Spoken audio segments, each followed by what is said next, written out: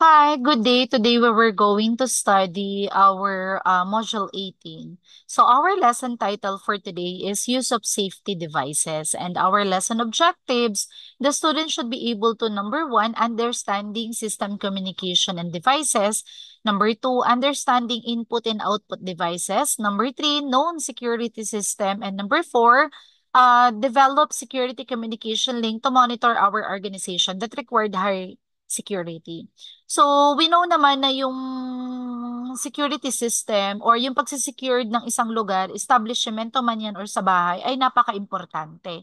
So, before we proceed to our topic, I want you to identify the following pictures kung ano yung pinakatamang tawag para sa kanya. Okay, first one, anong tawag dito?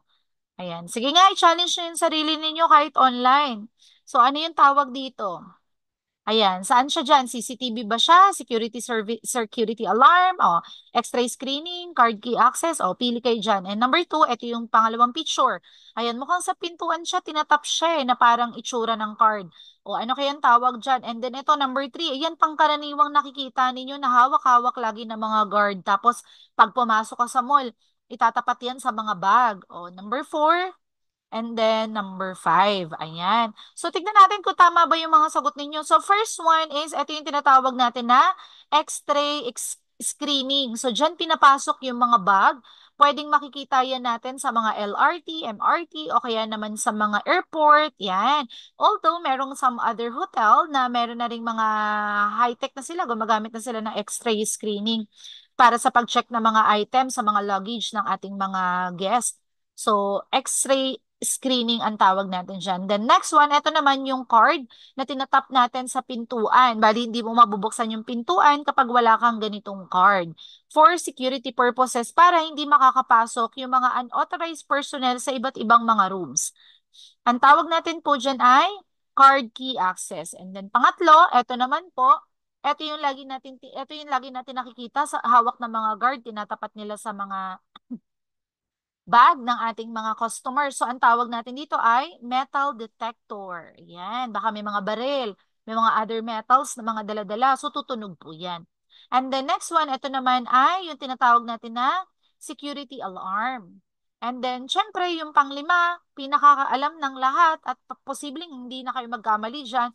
This is the CCTV camera. Ayan. So, now, let's proceed to our topic. Um, I will explain this topic in a layman terms, no, para at least mas mabilis nyo pong maintindihan. So, what is a security system and how does it works? All some security system work on the same basic principles of securing the entry points like doors and windows, as well as the interior space containing valuable like arts, computers, and etc. Regardless of the size of your home or the number of doors and window or interior rooms, a homeowners decided to protect the only real difference is in the number of security component deployed throughout the home and monitored by the control panel. So ano nga ba yung security system and paano ba siya gumagana? So madalas hindi depende no kung gaano ba kalaki regardless kahit maliit man yung bahay mo or malaki man yung bahay mo or maliit yung negosyo mo or malaki yung negosyo mo, depende pa rin po sa owner kung gusto niyang protektahan yung kanyang facilities, no? Then mostly ang lagi nating tinututukan is yung mga entry at exit points kagaya ng mga bintana o kaya naman ng mga pintuan, especially yung mga pintuan kasi possible there is a valuable things na meron dun sa loob. Again, sabi nga, regardless kung malaki man yan or maliit yung bahay mo or yung negosyo mo, basta gusto mong protektahan yung something na mga valuable items dyan, pwedeng pwede, no? Kagaya nung iba, gusto nilang protektahan yung mga computers nila o kaya naman yung mga license na mga barel o kaya naman yung mga coins collections o ano pa ba, isip pa kayo, ano pa yung mga pwede natin protektahan. Yung iba naman, like for example sa mga bahay, actually hindi lang yung mga valuable things yung gusto nilang protektahan, minsan yung mga tao talaga din mismo na nasa loob ng bahay. Halimbawa, yung mga parents na palaging umaalis. So naglalagay sila ng CCTV camera sa bahay nila to monitor yung mga anak nila. So again, hindi lang naman siya para sa mga bagay-bagay, di ba? I mean, yung mga item lang yung gusto natin i-secured. Minsan, yung mga tao talaga na nandoon sa isang location. Ano pa, yung mga pera na mga malalaki, hindi masyado nagtatago sa bangko, sa mga bahay lang nagtatago. So isa rin yan sa mga pinoprotektahan. O isip pa kayo, class, ano pa ba yung mga bagay na dapat natin protektahan sa isang establishmento or sa isang bahay para kung bakit yun yung rason kung bakit tayo kailangan magtalaga ng mga security system. O example, sa isang negosyo, meron tayong mga mamahaling mga machines. So yan, so kailangan natin maglagay ng CCTV camera para at least, or ng mga other security devices pa, para at least ma-maintain natin yung safety and security ng buong area. Para ma-monitor natin yan, okay? So next one is, what is the security system? The most basic definition of any security system is found in its name. So it is literally a means or method by which something is secured through a system or interworking component and devices. So yung security system, it's a kind of way kung paano mo masisecure yung isang bagay, and then you're using devices or a kind of system. Like for example, yung CCTV camera, pwede mo siyang ma-monitor sa cellphone mo, o kaya naman yung mga malalaking company na ma-monitor nila sa computer, di ba? So, yan. So in this instance, we're talking about home security system, which are network of integrated electronic devices working together with a central control panel to protect against burglars and other potential home intruders. So wait, I will show you some example. So like for example, this one, ito yung control panel. So, yung ibang mga mayayaman, nagkakaroon ng ganitong control panel para dyan nila by the word itself, control panel. So, ito yung kumukontrol sa lahat ng security devices ng buong bahay. Pwedeng sa sa security ng pintuan, sa security ng CCTV camera, dyan niya pwedeng makontrol. Okay, so yan, yung ibang mga malalaking bahay gumagamit ng mga ganyan, no? A typical home security includes, ayan, sabi dito, a control panel which is a primary controller at home security. Yun yung pinakita natin kanina. Ito, ayan. Kumbaga yan yung pinaka-basic na nagko-control sa lahat. Yung iba nga, nakokontrol din nila yung ilaw dyan. Yung pagsara, pagbukas ng pintuan, pagkontrol ng mga CCTV. So, yan. Depende kung gaano ka-high-tech yung control panel na meron ka. And yung security system na meron ka. Ayan, door and window sensor. Actually, nag-provide ako ng mga some videos sa Google Classroom natin. Panoorin nyo na lang din yun. Kasi merong ibang mga CCTV camera na nakaka-detect siya ng ayan, kagaya nito, ng mga motion sensor sa labas at saka sa loob ng establishment.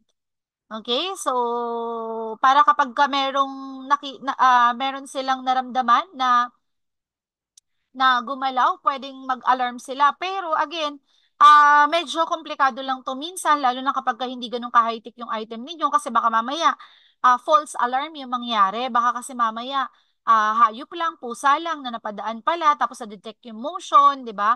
So, bigla siya nag-alarm, so magkakaroon ng false alarm. Kaya kailangan, as much as possible, yung mas high-tech, mas maganda para at least mas accurate yung kanyang pag-response. And then yung mga wired or wireless security camera.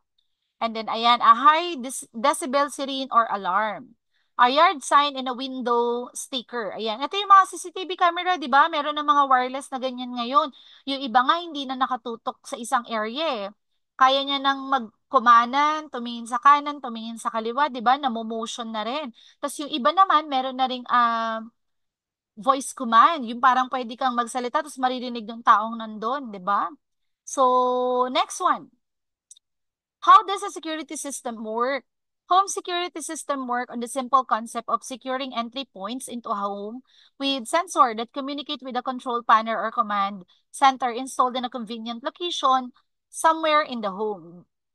Then the sensor are typically placed indoor that lead to and from a house as well as easily accessible window, particularly any that open, especially those at ground level. Open spaces includes home can be secured with motion sensor. Ayan, ito, meron dapat, paano ba yung security system especially sa bahay?